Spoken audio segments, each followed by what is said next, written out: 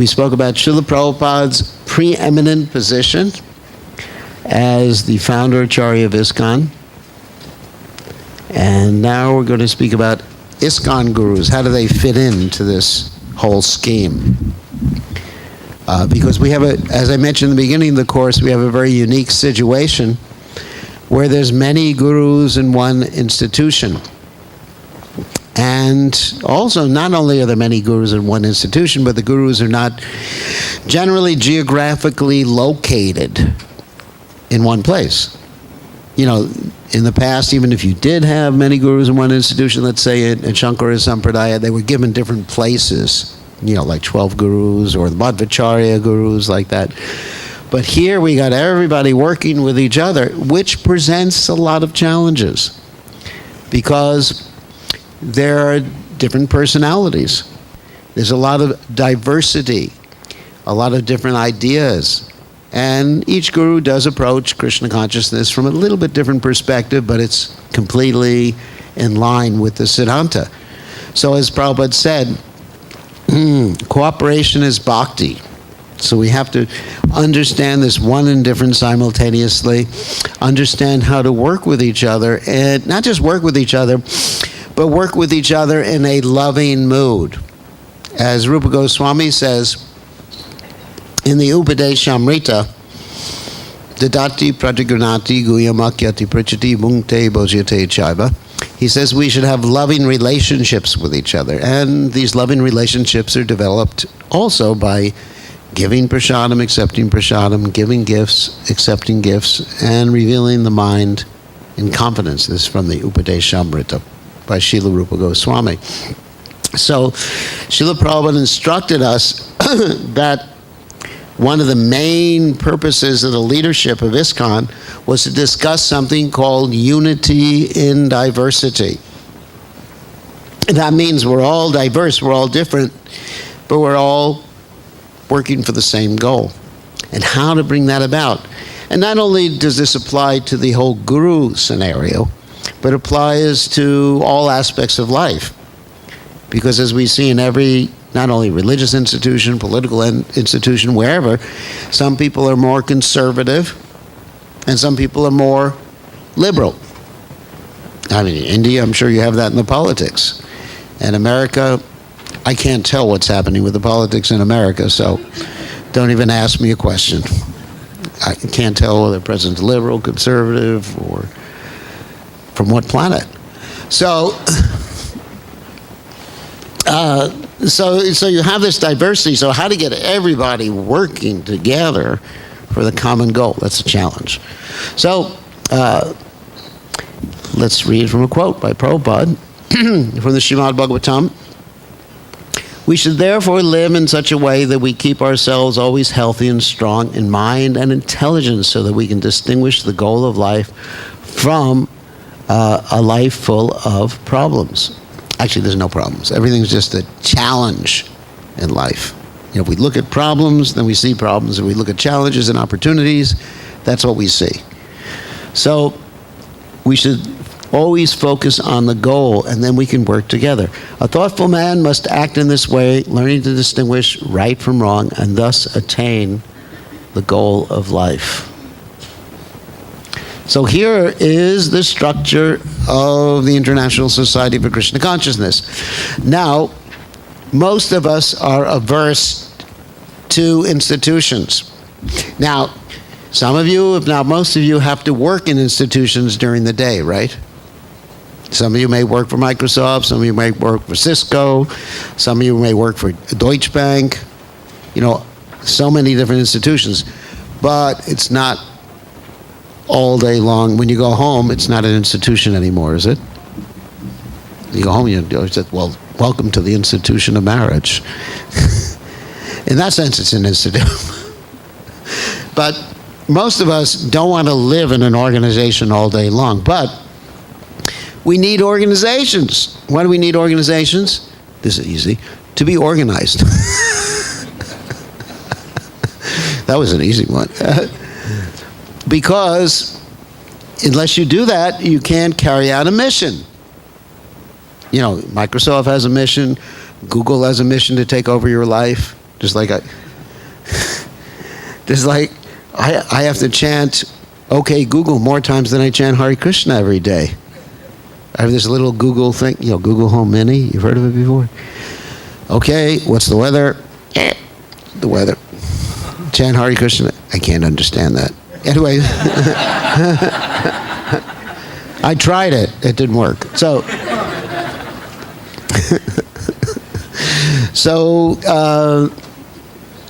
Anyway, so Google has actually made it so that you have to keep chanting Google all the time to interact with their Google Home. But you need institutions to carry out a mission. Our mission, as I said in the beginning, was to create a revolution, a spiritual revolution, so that people can actually be benefited. What's the reason for the spiritual revolution? Is that people are suffering. We want people to be happy. We want people to understand the goal of human life. We don't like to see people. That's a Vaishnava. Vaishnava does not like to see people suffering. It's called Paradukkha Dukhi. He considers other people's happiness and distress more important than his own happiness and his own distress. So therefore, we have to have an institution. Even though it would be more comfortable just to be free as a bird, we have to have an institution. And so Srila Prabhupada wanted this. His spiritual master wanted it. But in the case of the spiritual master of Srila Prabhupada, Srila Bhakti Siddhanta Saraswati Thakur, his disciples did not really carry out that institution. They tried to appoint an acharya, someone to be in charge, a big boss, a dictatorship. And that really won't work in an institution. It works when you have the original founder there, then he can tie everything in together. But after the founder passes away, you have to have some sort of setup so things remain cohesive together. So this is ISKCON, and there are faults in ISKCON. We've had problems in ISKCON, but you need it to carry out the mission. Without it, you can't do it. So Srila Prabhupada, so here's Srila Prabhupada at the top. Then we have something called the GBC. That sounds intriguing. That's the Governing Body Commission, a group of right now it's about 35, 36 people, depending on who's retiring when. I'm a member of the GBC, and it's we meet at least twice a year internationally, once or twice a year in North America, in Europe. We have other meetings, and we discuss general items of strategy in the Krishna consciousness movement. We don't manage the individual temples. That's done by the local management. Whatever happens here, whatever is financed here, has to happen locally. But general things like, chant Hare Krishna, offer vegetarian food, worship the deities in a certain way, that's all decided centrally, but not other things. So the GBC has different branches and all these different ministries, and they're innumerable. But for our discussion here, we're going to talk about two of these ministries, the Sannyas ministry and the Guru Services ministry. And then under them, they're all interconnected. You have the gurus, who are regulated by the GBC, Guru Services Ministry. You have regional bodies. It's not our body. That means we have a North American GBC. There's a European GBC. There's an Indian GBC body that meets and decides things for their continent or local area. And then under the sannyas ministry, you have sannyasis. So I'm actually under all three of those. I'm in the GBC, but also under all three. Because as sannyasi, I'm a member of regional body, and I'm a guru. So, and then under that, you have different namahats under the regional bodies, bhakti vrikshas, temples, etc., etc. And that's the structure of ISKCON. And you have other ministries too. You have deity worship ministries. You have farm ministries. It's a very complicated organizational chart. Believe me, very, very complicated. And it's not something I like to do, but we're doing this for Srila Prabhupada. It's not that we like organization, management, and everything like that. I'd rather be free and go around Govardhan and say, goodbye, cruel world. and just chant Hare Krishna. But Prabhupada wants us to carry out this mission, so it's necessary. So under everything is congregation, disciples, temples, etc., etc. And Srila Prabhupada, Bhaktisiddhanta Saraswati Thakur, at the time of his departure, requested all his disciples to form a governing body commission and conduct missionary activities cooperatively. He did not instruct a particular man to become the next Acharya. But this is Srila Prabhupada's words. But just after his passing, his leading secretaries made plans without authority to occupy the post of Acharya. And they split into two factions over who the next Acharya would be. Consequently, both factions were asara, which means useless, because they had no authority, having disobeyed the order of the spiritual master. Chaitanya Mahaprabhu himself wanted our cooperation. He is God or Krishna. And therefore, cooperation is a very important thing. Nobody should think that I have got such great ability I can do. No, it's simply by cooperation we can do very, very big thing. United we stand, divided we fall. This is our. So be strong in pushing on Krishna consciousness, and Krishna will help. He is the strongest. Still, we must be combined together. More quotes. So those who accept the service of Diksha Guru, Siksha Guru, and ISKCON are required to be exemplary. That means good examples in representing Srila Prabhupada's teachings in their words and personal behavior. The Siksha Guru gives spiritual instruction and inspiration on behalf of Srila Prabhupada and our Guru Parampara. The Diksha Guru gives, we knew this already, heard this already, gives spiritual instruction, inspiration, formalization, a spiritual name, and later imparts the sacred Gayatri mantra to a qualified disciple as a service to Srila Prabhupada and our Guru Parampara. That's a GBC statement, that's Srila Prabhupada's words. So in the full course we have group skits. What we show in these group skits is sometimes there's a conflict between the Guru's instructions and the local, let's say, Siksha Guru or local leader's instructions. And some of these skits are quite funny. We have the Guru and the local leader pulling the disciple. One is pulling on one arm, the other one's pulling on the other arm. Finally, he rips him into but so obviously, everyone should be thinking of the ultimate goal and cooperating with each other and what's the best thing for that particular disciple. So sometimes people say, well, I don't like the GBC, don't trust the GBC. But Prabhupada said, when they say they like ISKCON and the GBC, they don't like ISKCON and the GBC, sorry. They're really saying they don't like to follow my order. That means they don't like my order. That means they don't have faith in my order. That means they don't have faith in me. That means Guru Aparada. To say they have faith in me is just hypocrisy.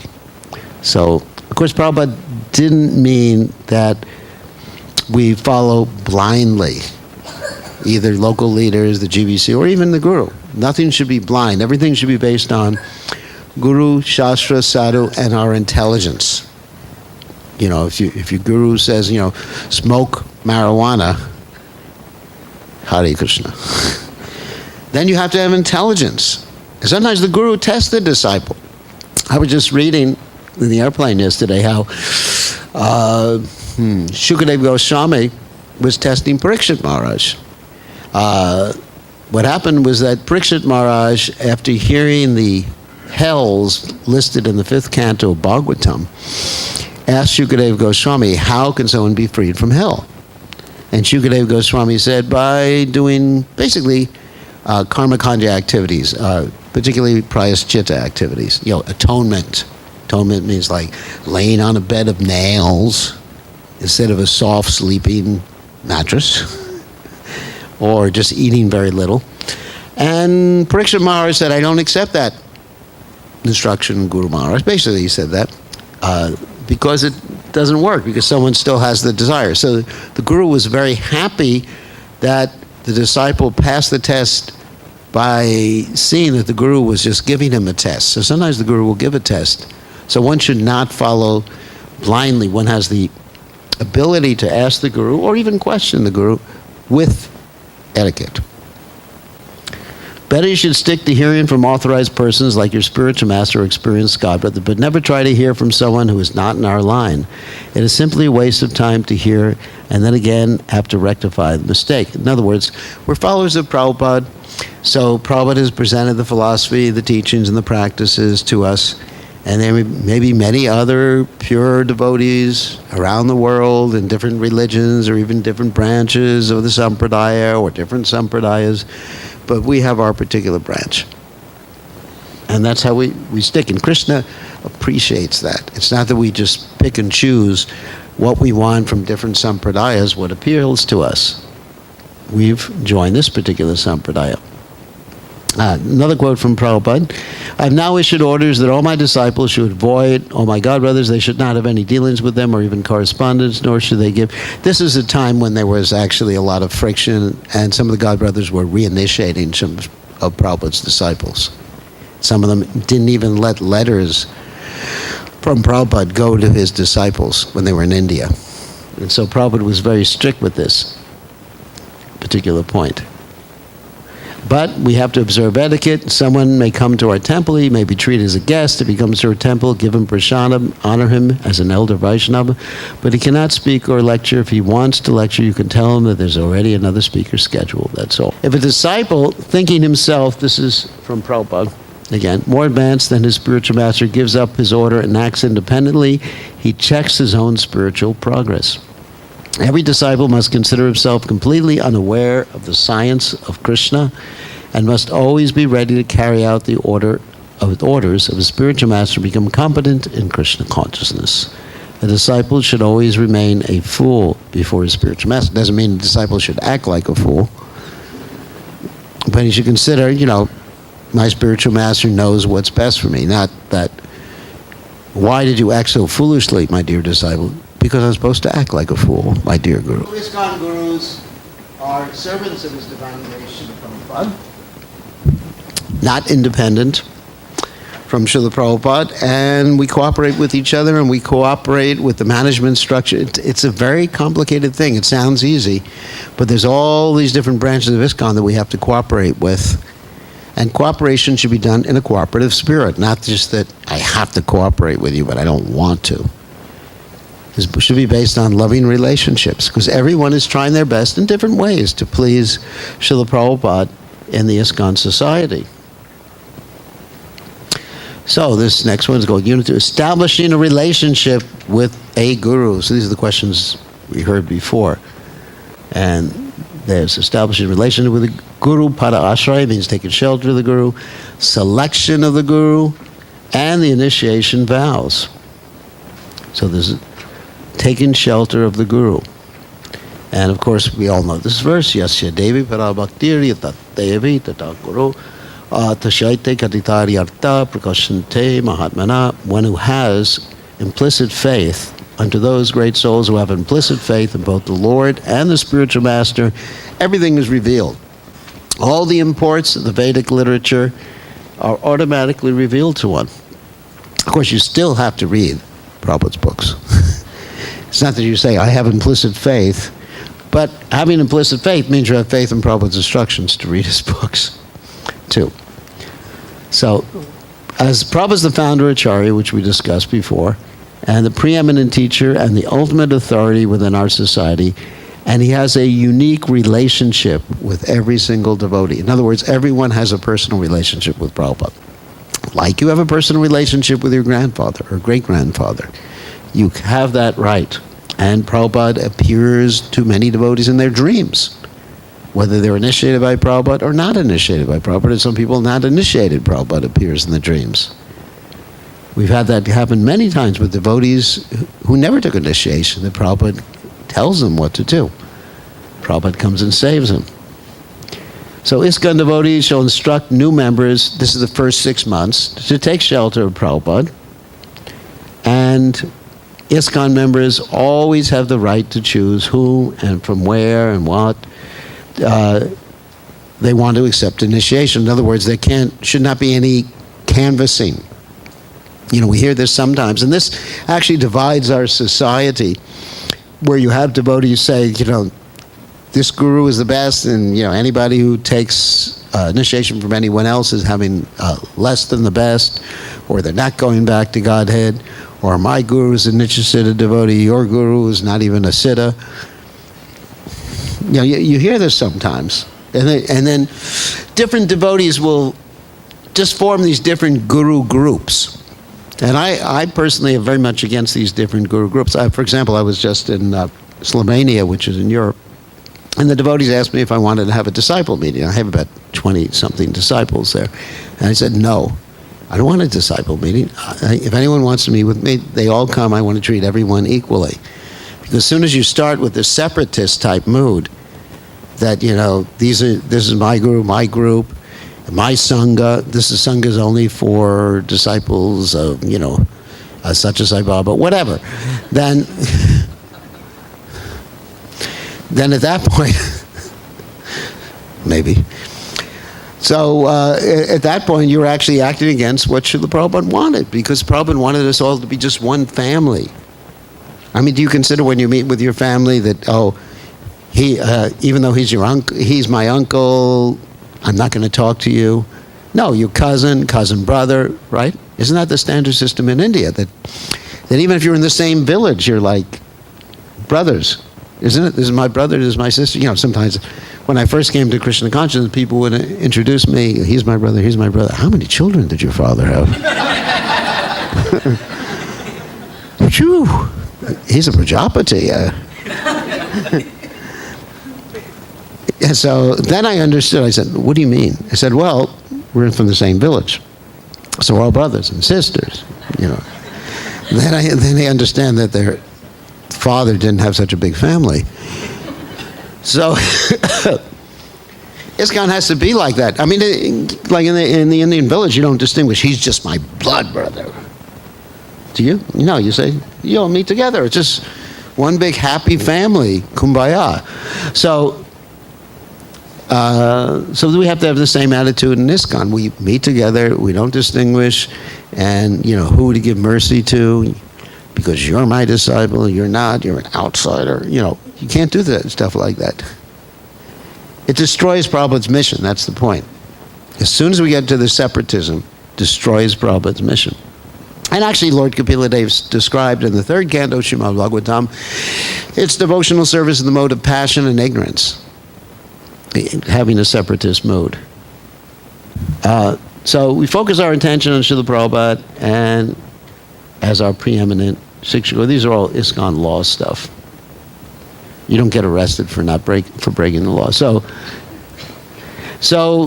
one chants the pranam mantra of his or her Diksha Guru, and everyone has to chant at least the first of Srila Prabhupada's pranam mantras when they get initiated. And that, of course, the first one is Nama Om Vishnupadaya Krishna Prastaya Bhutale Shrimati Bhaktivedanta Swaminiti Namani. And then they can chant their own gurus, one or two pranam mantras. That's Harinam, given at Harinam initiation. So Guru Pada Ashraya in ISKCON. So there's the disciple. There's us. There's Srila Prabhupada. Haribol. There's the Shiksha Guru and the Diksha Guru all cooperating together for the welfare of the disciple. That's the whole point, for the welfare of the disciple. There's that one story in the Bible, just bringing a biblical story. There were two ladies who were arguing over, whose kid that was. There was a little baby and they were arguing. They went before the king. What was the king's name again? Do you remember? It wasn't Samson. It was Solomon. Okay, Solomon. Solomon, he was one of the acharyas in the old days. Anyway, so they went, this is an interesting story. They went before the king, and the two ladies were saying, he's my baby, he's my baby. And this king who was very wise, very, very wise. Some of you may have heard this story before. Yeah. So how come you heard this story? What are you doing in Gurukula? Anyway, so the ladies were fighting, brought before this wise king, and the king says, all right, I have a solution. let's cut the kid in half and you each take a half. And one of the ladies said, no. Let the other lady have the kid. Let the other lady have the kid. Please, let the other lady have the kid. And then Solomon said, that's the mother, because she actually loves the kid. Okay. So, anyway, the moral of the story is take care of your children. No, anyway, the moral of the story the moral of the story is that we shouldn't be fighting between each other in this way, and fighting, disturbing younger members of the Krishna conscious movement who are getting instructions from Diksha Gurus, Siksha Gurus, or local people. We should all work together, communicate, and cooperate for the best interests of the person. That means love, not ownership. Sometimes the Diksha Guru is not present always, therefore one can take learning instruction from an advanced devotee. That is called the Siksha Guru. We heard about this before. Siksha Guru does not mean he's speaking something against the teachings of the Diksha Guru. He is not a Siksha Guru if he does that. He is a rascal. They'll probably like that word, rascal. When I first went to India, I tried that on some people and almost got killed. I was in a store, where was it? In Navadweep. And then we just said, to the storekeeper, he was trying to cheat us, just a rascal. Another time, this is an interesting story, I was with someone, after I had learned the lesson not to call anyone rascal. Because in America, rascal's not so bad. It means just like it's an affectionate term. Like if you say, oh, you're just a rascal, oh, you love me. But in India, it's wow. It's really bad. So I was with someone, and he was shopping with me. He was also Navadweep. And he called the store owner, it was in a Braswala, Brashanalaya. And he said, my spiritual master said you're a rascal. What? No, it wasn't Gopal. No, this was when Prabhupada was present on the planet. This is years ago. So he said, there was something like Gopal would say. But anyway, so he said, my spiritual master said that you're a rascal. And so the guy didn't react right away. So that night I was sitting with Srila Prabhupada in his room, in his darshan, and talking, it's very peaceful. And all of a sudden this guy bursts into the room. Your disciple said I'm a rascal. And so, everybody's like really nervous. What is Prabhupada going to do? This is dangerous. And Prabhupada is so amazing. He was just able to pacify. He's just, that's all right. Sit down. Yeah, he just said, that's all right. Sit down. And then, I couldn't believe it. The guy sat down peacefully and took the darshan from Prabhupada, and then we had happily ever after he lived. So anyway, Prabhupada could do that. Prabhupada actually said, because I am old, referring to himself, I can say things old and respectable, and you young people can't say things. But many times we would imitate Prabhupada and we got in trouble. Like there's another verse in the Bhagavatam where Prabhupada says, the Bhagavatam says, Swavidvaraho Strukadai, those who are like hogs, dogs, camels, and asses glorify those who are not Krishna conscious. So sometimes we go out, we give a Sunday feast class and say, if you're not Krishna conscious, you're just a hog, dog, camel, or an ass. It wasn't so productive for presenting Krishna consciousness. But Prabhupada could do that. So anyway, Prabhupada used that word quite liberally. I mean, if you look up in the database, rascal, you'll find it a lot of times. So here's another statement by the GBC. As such, a devotee is ultimately, so this is how a devotee is delivered. By Krishna acting through a combination. So it's actually Krishna who delivers us. Spiritual master is a representative of Krishna, the Diksha Guru, the Siksha Guru, whoever in ISKCON, if they're following Prabhupada. It's a combination of various manifestations. These include, but are not limited to, the Chaitya Guru. Does anyone know what Chaitya Guru is? The Guru in the heart. Srila Prabhupada, the Guru Parampara, one's Diksha Guru, other Shiksha Gurus, the holy name, Shastra, and the 9 processes of devotional service. So we got a lot of help here, All these different elements. We just respectful to all of them. That's the key. Within the cooperative elements, Srila Prabhupada is the founder Acharya of the International Society of Krishna Consciousness, is the preeminent guru, again, that's mentioned, for all members of ISKCON. All members of ISKCON for all generations are encouraged to seek shelter from Srila Prabhupada. All members of ISKCON are entitled and encouraged to have a personal relationship with Srila Prabhupada. We said this before, through his books, teachings, and service, and his ISKCON society. For spiritual advancement, the easiest path is to take shelter of a bona fide spiritual master and serve him with heart and soul. That is the secret of success. As stated by Srila Vishwanath Chakravarti Thakur in his 8 stanzas of prayer to the spiritual master Yasha Prasada Bhagavat Prasada. We also mentioned that before. By serving, this is Srila Prabhupada's purport, or receiving the grace of the spiritual master, one receives the grace of the Supreme Lord. A sincere disciple, simply by serving a bona fide spiritual master, can achieve all the mercy of the Lord and the spiritual master simultaneously.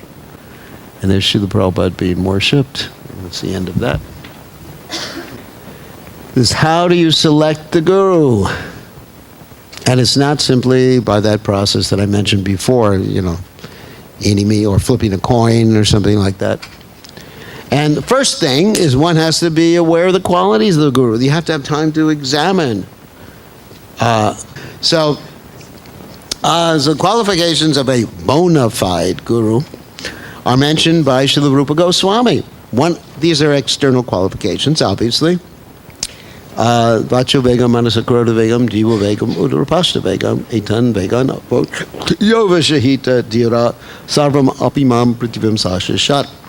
So what this is that a bona fide spiritual master must be able to tolerate the urges that come from the body and mind, such as the actions of anger, the urges of the tongue, belly, genitals, and then such a person can make disciples all over the world. Let's give the example of the tongue. Actually, I was talking to one devotee coming back from the airport last night, and he said, if you ask, he's from Gujarat, if you ask him to give up this typical Gujarati food, he can't do it. Right? He said, you can go back to Godhead just by giving that up. I'm not telling you should give it up. That's not the point. But if you see how attached we are to certain types of food. Like in Bengal, for example, if you tell people, no more rice. If you want to go back to God, they say, I'd rather stay in the material world.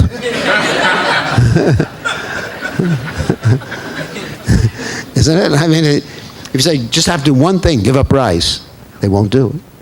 Right? She knows. She's from Bengal. If you say, you can have quinoa instead, you can have so many other things, they say, ooh. And these are attachments. We're all attached to certain things. Prabhupada was so amazing that he got the Westerners to give up attachments to eating abominable things. We're not talking about rice and dal and sabji or anything like that here. We're talking about, they were addicted to blood and all these other things. And, also in India too. Many people in Bengal, they were addicted to fish, right? Even in Jagannath Puri, some of the pandas, they mix Mahaprasadam with fish. May come as a shock to you. Because people, they think, they even call fish water vegetables. Yeah, Gangapal. The fruit of the Ganga. So, people are the point I'm making is people are very attached to certain ways of life, whether it's eating or whatever. And if someone's to be a guru, it's not that they have to give up rice or anything like that, but they have to be ready to control their tongue, and if the spiritual master says, give up, okay. Just like there's a story in the Mahabharata. I guess I should tell that story. Once upon a time, there was a guru, he was kind of heavy, and not heavy fat, but, he was a heavy heavy preacher or heavy instructor or whatever. And he saw his disciple needed some austerity because his disciple was overweight. So he sent his disciple out to take care of the cows. And he thought, this way the guy will get some exercise and he'll become thin. So he goes out to take care of the cows, and he keeps gaining weight, really big. So the guru says, what's wrong? And he says, well, I'm out there, I'm begging from people. There's people out there, and they're giving me so many things to eat, and it's delicious. And so then he says to the disciple, no, you have to offer everything to the guru. And if the guru gives it back to you, you can eat it. But then he goes out and he still keeps gaining weight. And the guru says, what are you eating now? He says, well, I beg and I give you everything, but then I beg again for myself. So he says, the guru's saying, no, every time you beg, you have to do it. So then the disciple is thinking, what am I going to do? So he goes out and he still gets fat. And the guru says, what are you doing? He says, I'm drinking the milk from the cows. And the guru says, no, that's meant for the calves. So, he says, yes, Guru Maharaj. And then he goes out again. And he still keeps getting fat. He says, the guru says, what are you doing now? And the disciple says, I'm taking the foam, the cows are drinking from the teats of the calves are drinking from the teats of the cow, and there's foam coming out, and he's just going around. He's really hungry. When you get real hungry, you can eat anything. So, and the guru says, no eating without my permission. So this poor disciple, he goes to the woods again, and he's so hungry. He's a young man, and he just sees some trees, and he just grabs the leaves and throws them into his mouth. And these leaves are poisonous. And so he gets blinded, and he falls into a ditch.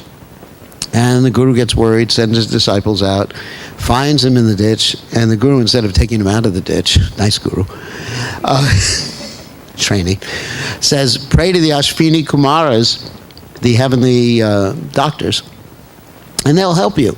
So he prays. He's in the bottom of the ditch. The Ashwini Kumaras come and they say, okay, here's some cake. If you eat it, you'll get your eyes back again. And so he passes the test. He says, no, without my guru's permission, I'm not even going to eat this medicine cake. And the Ashwini Kumaras bless him. He gets blessed by the guru, and he becomes Krishna conscious. He lives happily ever after. Anyway, so that's a disciple test. What to speak of a guru test? The guru has to be ready. Jai Shri Shri Radhagolokananda. The guru has to be ready to drop anything if he feels that Krishna doesn't want it, and accept anything if he thinks that Krishna wants it. Those are the first two principles of Sharanagati. Anyone's heard of Sharanagati before? It means surrender. First two principles: accept everything favorable, reject everything unfavorable. So therefore, that's what it means. The guru tolerates this. Just like, you're talking about actions of anger. Sometimes everyone gets angry at a particular time, isn't it? You're driving a car, someone cuts you off. What do you want to do? Road rage. You know what road rage is? Get out of the car, at least push the horn down. In India, it doesn't matter because you got to keep the horn down all the time.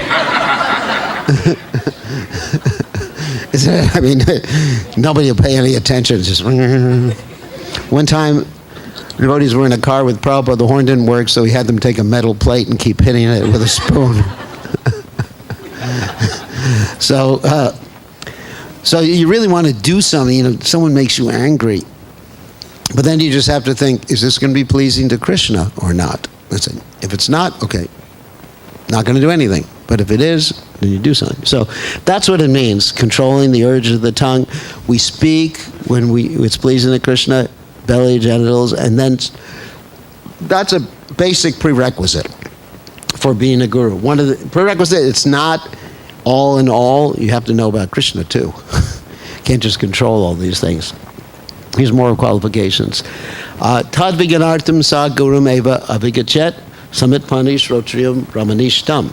And so, translation of that is to understand these things properly, one must humbly approach with fire, wooden hand, that means humble. A spiritual master who is learned in the Vedas and who's firmly devoted to the absolute truth. What this actually means is that the spiritual master must be a servant of his spiritual master. Samitpani, Shrotriyam, Brahmanishtam. Must have heard from his spiritual master nicely. Prabhupada said, I can speak nicely, referring to himself, of course, because he has heard nicely. Must never fall down from the standard of devotional service, no deviation, and must always think, I'm a servant of a servant of a servant of the Lord. Gopi Bharata Parakama Dasa Dasa Dasanudasa. These are very important qualifications. If one thinks, as we mentioned before, he's guru, then he's guru. Achar, prachar, I think you all know these words. Namera kara dvikar, tumi sarva guru tumi, jagatera ar. You simultaneously, this is a guru, perform both duties in relationship to the holy name, by your personal behavior and by your preaching.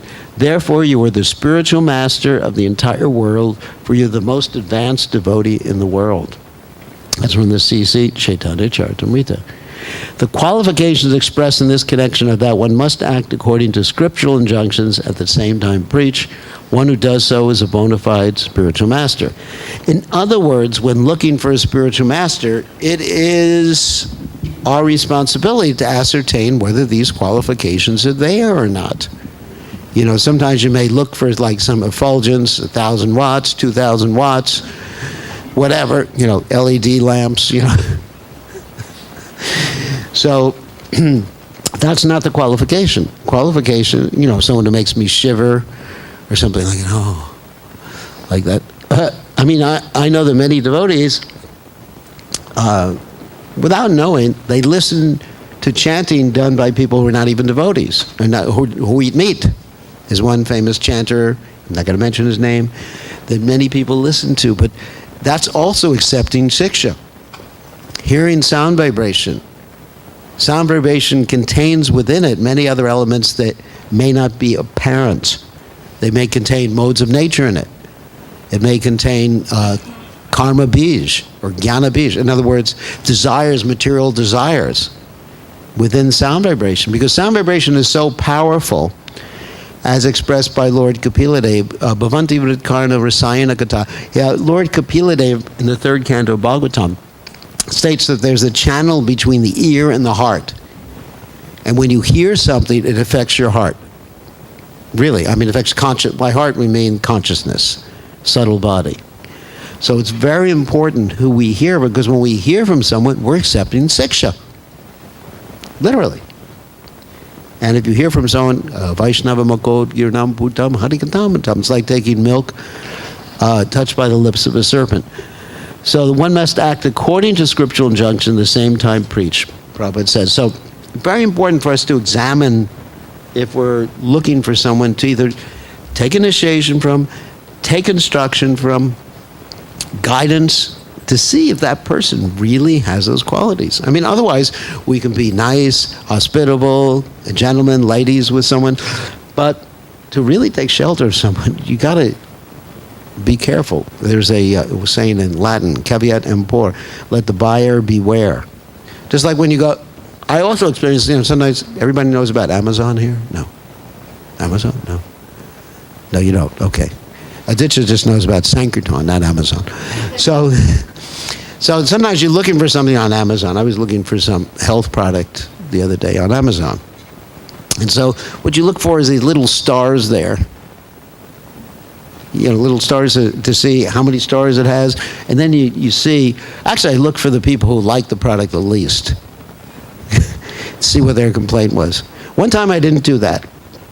One time I bought LED lamps for my light, whatever, these little candelabra lamps, and none of them worked.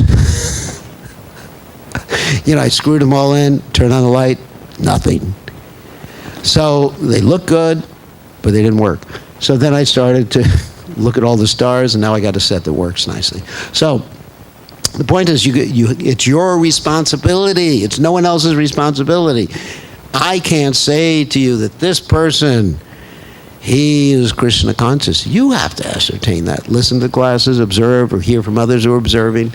That's a real responsibility. It's the disciple's responsibility. No one can tell you who your guru is.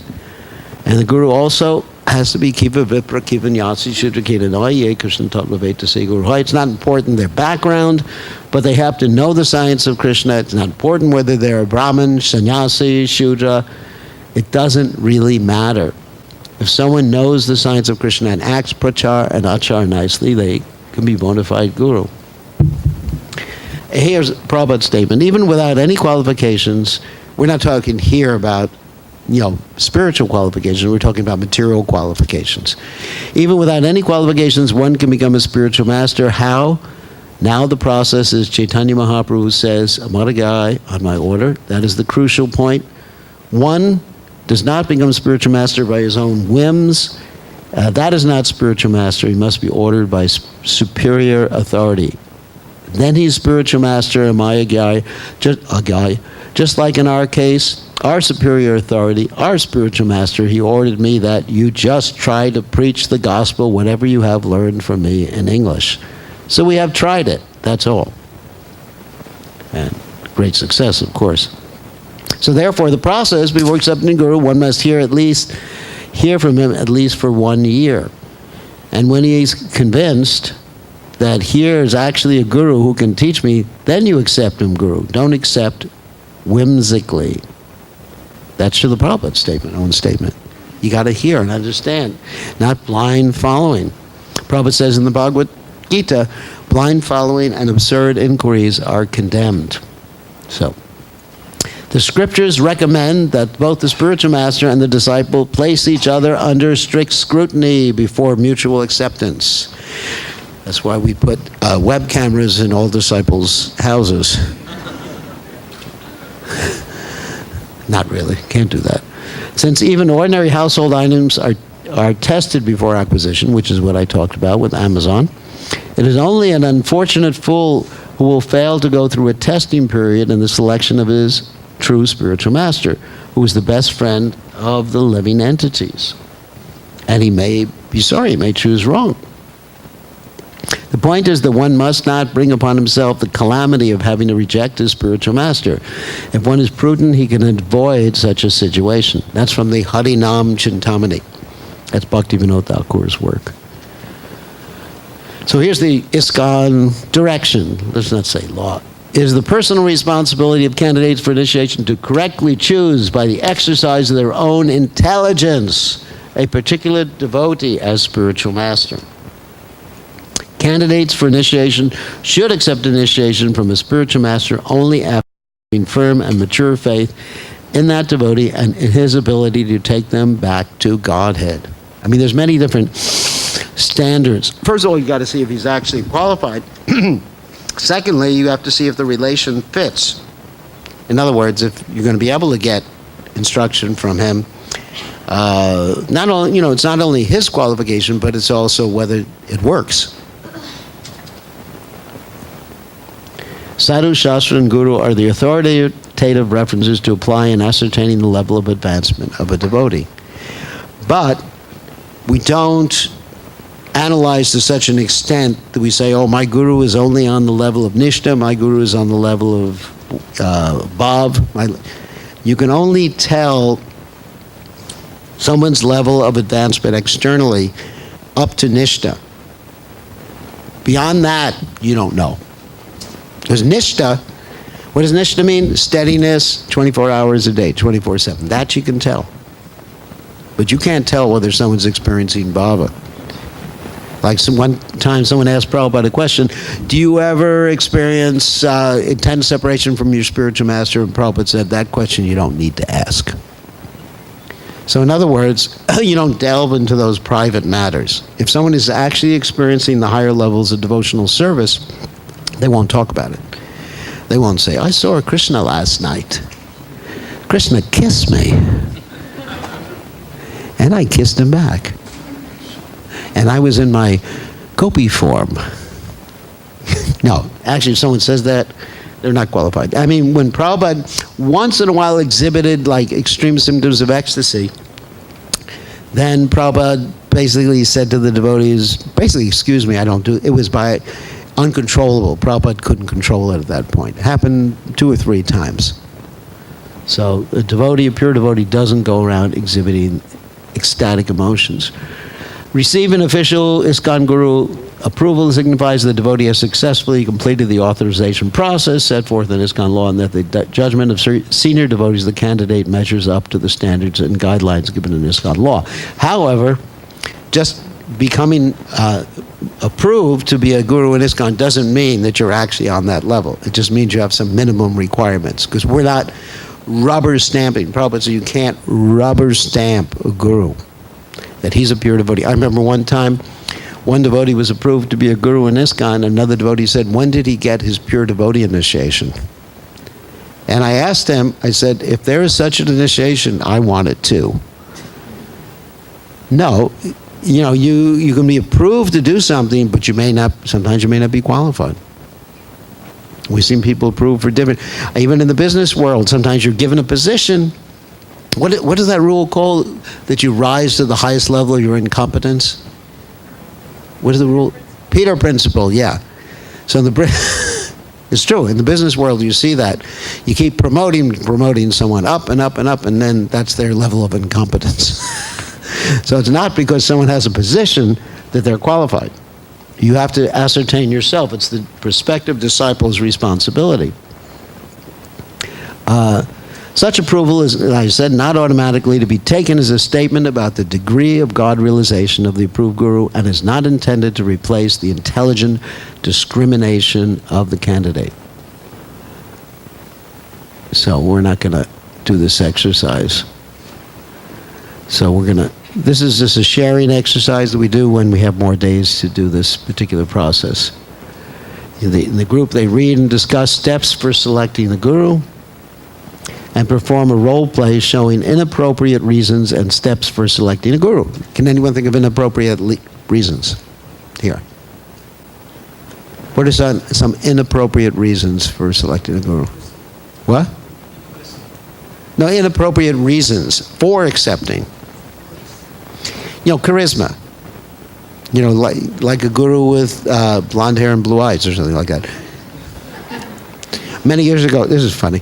Many years ago, there was a devotee who had blue eyes, and the devotees were saying, he can see through to my soul. Because blue eyes do have that piercing quality. So I went to the optometrist, and I said, can you get some contact lenses that make my eyes blue? Jokingly, I said yes. So that'll be very successful in the guru business. So that's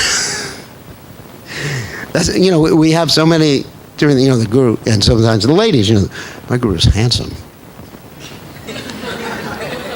And then when we start to have female gurus in ISKCON, my guru is pretty. Of course, I'm being a little facetious about the whole thing, but there aren't inappropriate reasons. And the appropriate reasons have to be based on intelligence. Our emotions can mislead us. We have 2 sides of our brain, in the right hemisphere and the left hemisphere. And basically, you're supposed to use the left hemisphere for discrimination. And the right hemisphere is emotion. You need both, but, moderate it. We're supposed to be doing something called buddhi yoga. What's buddhi yoga? Buddhi means intelligence. Connecting to Krishna with intelligence. Emotions are there, but we should examine our emotions to see if they're actually in line with what's right and what's wrong. Because we can feel emotional about so many things. You can watch a love story. You can watch, what is that movie? Star Wars. And get really emotional. Oh, doesn't mean it's spiritual. Anyway, so there's different. Does anyone have any other different wrong reasons for picking a guru?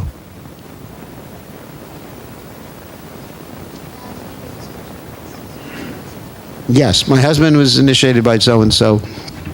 Therefore, my temple president says I should be initiated by so-and-so. caste. My guru is from India. My guru has more money, more facility, has more ashrams in India.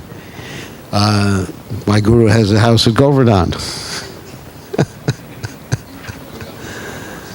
Yeah, my guru has more disciples. He's better. It's a numbers game. I mean, those are the wrong reasons. Any other wrong reasons? Oh, yeah. There were when Prabhupada first left the planet, we misunderstood Prabhupada's instructions, so they assigned different gurus for different zones from the zonal guru.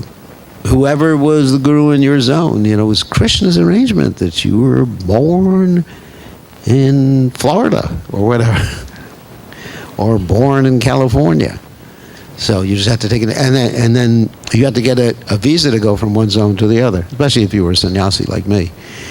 Then you had to, why are you in my zone without permission? Anyway, it was a time when ISKCON's unity was being threatened. Yeah. Same guru, That's guru groupism. It's your individual choice. Who is qualified, and basically who resonates with you. There's also from the heart, too. It's not just intelligence. Tick off everything on the list. He controls his tongue, eats plenty of quinoa.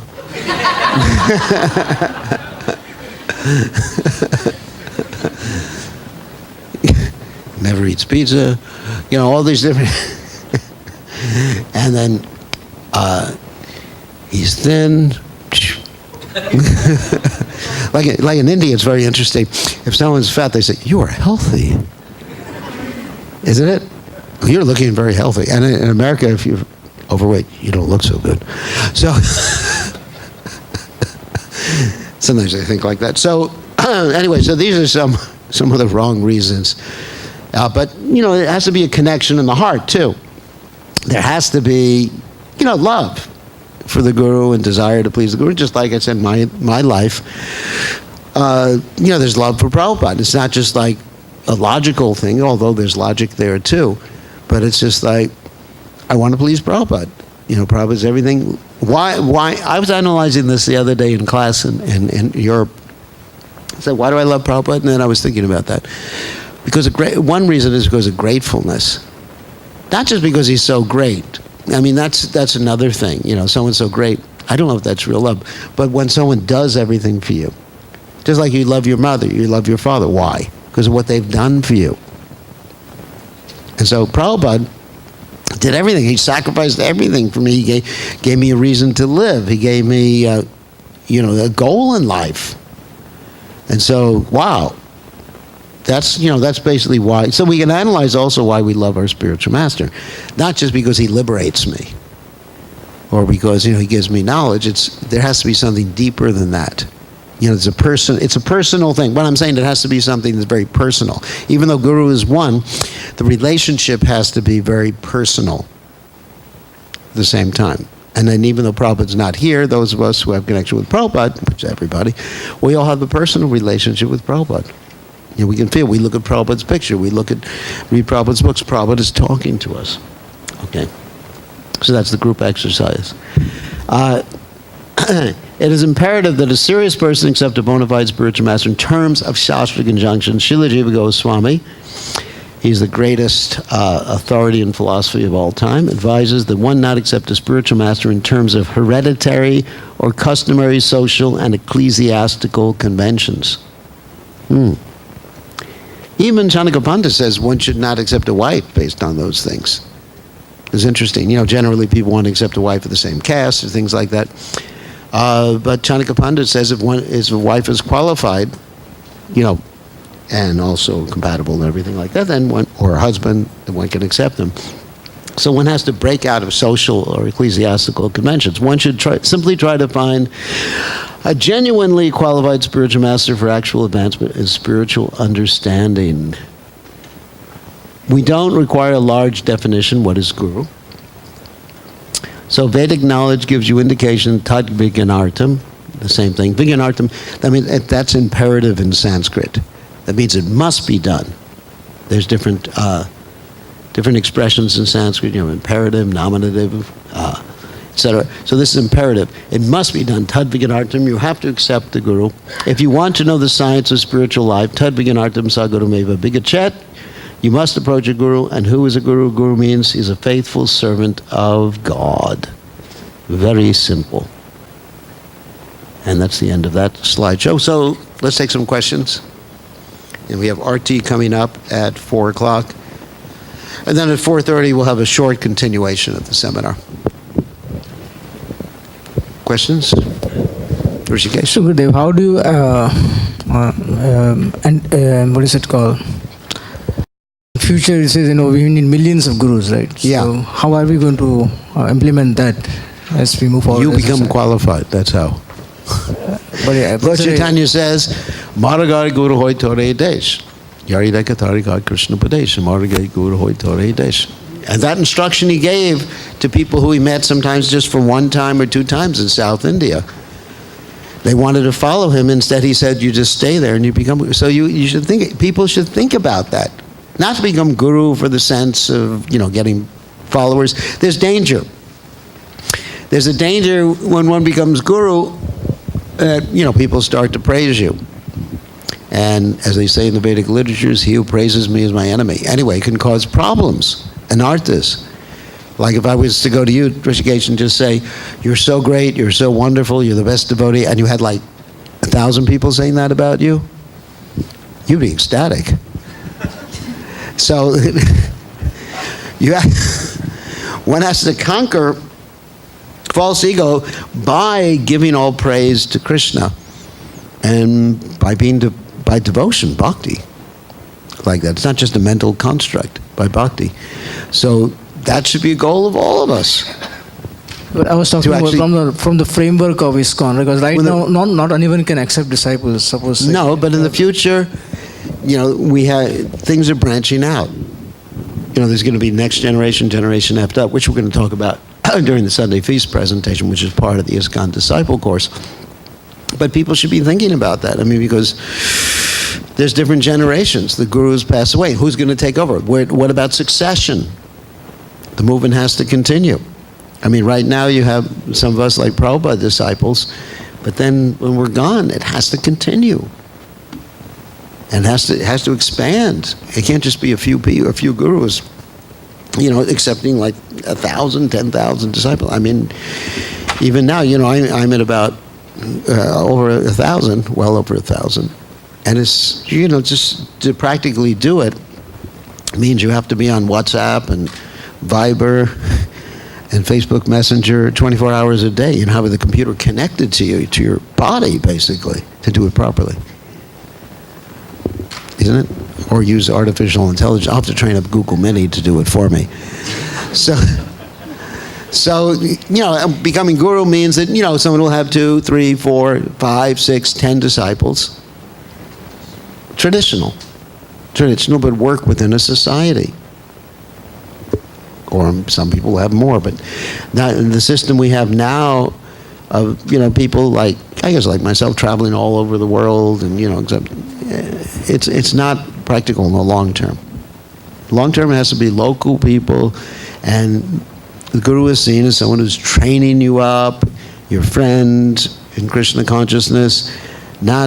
It can't be like superstar type of stuff. Anyway, what we have right now is more or less like superstar type of stuff, because you're dealing with the initial followers of Srila Prabhupada, this first generation from Srila Prabhupada. But after that, I think things will tend to normalize. And like even traditionally in the Vedic system, the husband would give the wife initiation. So I don't know if that'll be instituted in the future, and then also we'll have female gurus in Krishna consciousness in the future. We're just in the initial stages. This is actually the bottom floor right now. We have to build the edifice of the building on top of it. So other questions? Yeah. What is achar and prachar? Okay. Achar is something you eat. Like pickles, mango pickles and You've heard about that before, isn't it? And prachar is something you give away. Anyways, no, not really. I'm just joking right now. Achar means a behavior. Like Krishna says in the Gita, yad yad acharati shreshtas tat eveturo janaha. That as a leader in society acts, other people do the same. And as much as I don't like to comment on the present political situation in America, you have certain leaders that are lying continually, and you see this actually makes its way through the rest of society, unfortunately. When a leader lies and cheats and everything like that, then it sort of normalizes bad behavior. Well, he did it, why not me? So that's achar. And prachar means to speak. So a bona fide guru must be able to speak nicely about Krishna and also act in terms of the Vedic conjunctions, both things. Prachar and achar. Someone who simply speaks nicely without acting nicely, he's a hypocrite. Someone who acts nicely without speaking, then I guess he's a bhajananandi. Then he shouldn't be preaching or be a guru. He should just be by himself at Govardhan, chant Hare Krishna, whatever. That's achar. That's just achar without prachar. So you need both. Both are required to be a guru. So, any other questions? Yes. Krishna Maharaj, is there any ashram restrictions for the guru? Like he should be in sannyas or something like that? No. Kiva Vipra, Kiva Nyasi, Shudra Kinanaya, Krishna Tattva Veda, say Guru Hai. And in ISKCON, we have gurus who are brahmacharis, we have gurus who are grahastas, we have gurus who are sannyasis. Traditionally in the Vedic system, the gurus would usually be grahastas, as surprising as that may seem, because the grahasta would have his ashram, and the injunction in the Bhagavatam is brahmachari guru kuleva sandanda gurohitam, that the brahmachari or a single person would get trained up in the village. It was a village situation.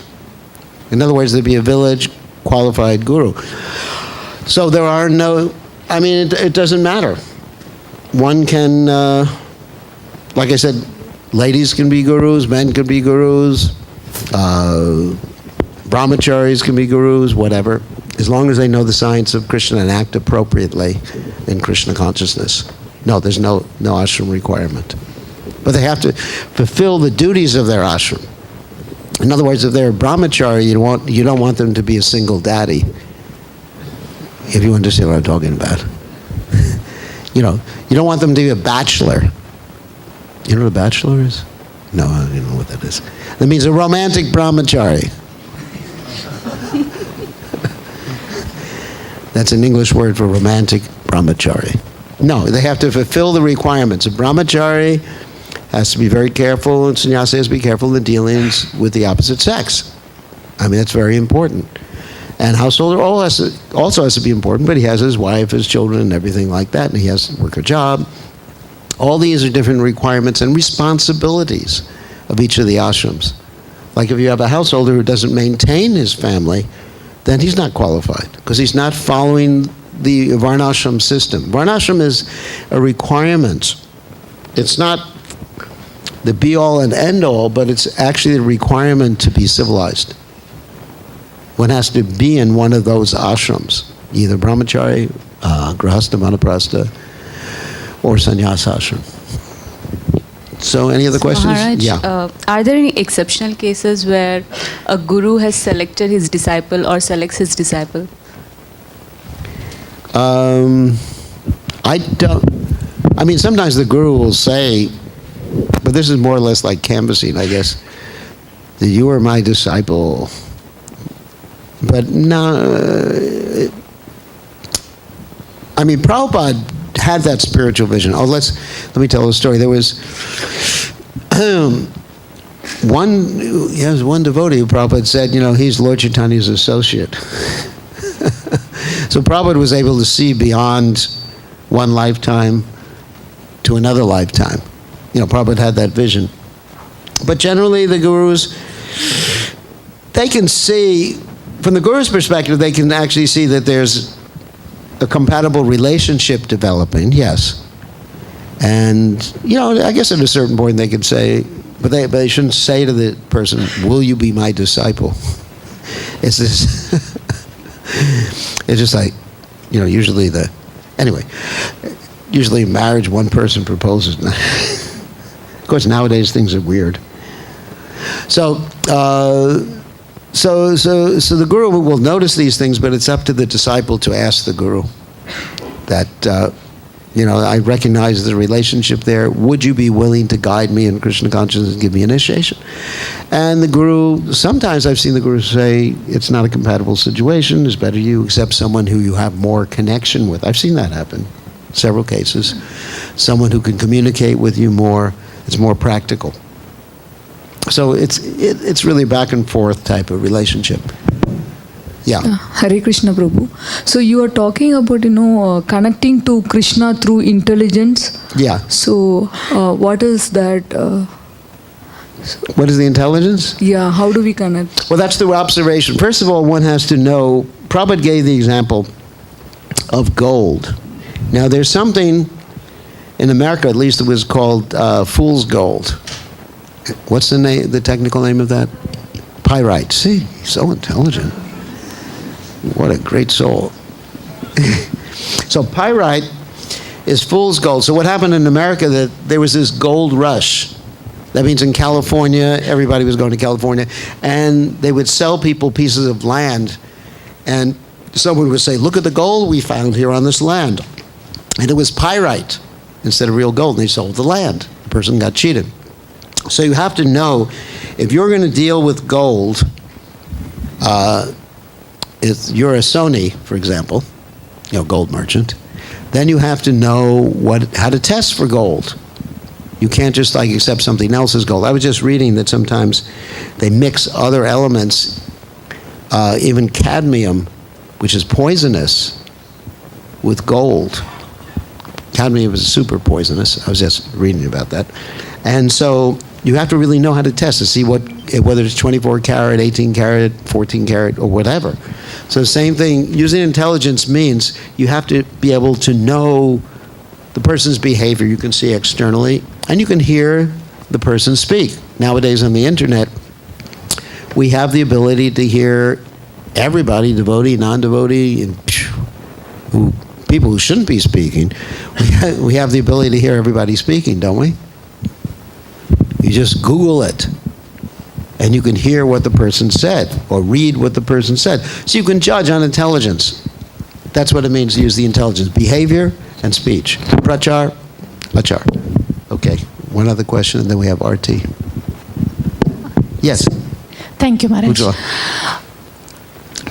From my understanding, I know that you are going to say more in the Sunday Feast lecture. If ISKCON is looking at decentralizing the guru services and have more of local gurus, and they have 10 or 15 devotees that they can nurture spiritually,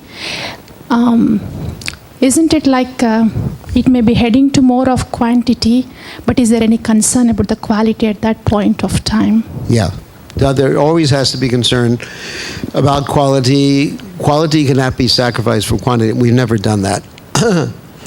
And there has to be different local systems for ascertaining. Right now, the system is if someone wants to be a guru in ISKCON, actually it's like an international system, which is really unwieldy if we want a lot of qualified people to assess a lot of qualified people. So everybody's name is put before the GBC. And local people, it's a complicated system that local people can protest. If more than 3 people protest, then the whole GBC has to hear about the whole thing. And it's not a practical system long-term for many. But if we establish, which every organized religion has done, establish local governing bodies to take care of local areas, then we can more efficiently and effectively ascertain these qualities like that. So that's in the future. Right now, the system is too unwieldy to admit many, many gurus. I think we have to end now because it's RT, and we'll continue after the RT ceremony. Thank you very much. All glory is to Srila Prabhupada, Srila Prabhupada Ki Jai.